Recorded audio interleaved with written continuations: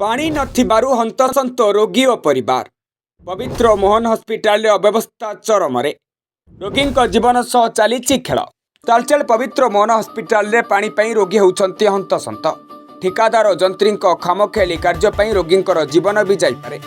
दर्शक बंधु जल ही जीवन जल सरकार कोटी कोटी टंकार योजना करुवा बेले तालचेर पवित्र मोहन प्रधान हस्पिटाल 3 दिन हेब रोगी को पानी नथिबारु अव्यवस्था जटिल होगाकू बसिलाणी।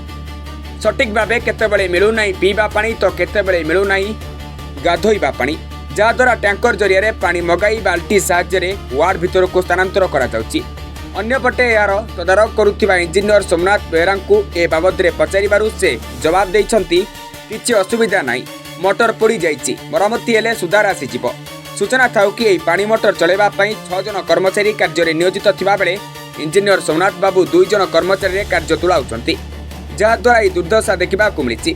तेरे ये साधारण प्रश्न ठिकादार जंत्री मध्य कौन रही मधुचंद्रिका और कहीं 6 जन जगार 2 जन कर्मचारी कार्य चलाउछंती।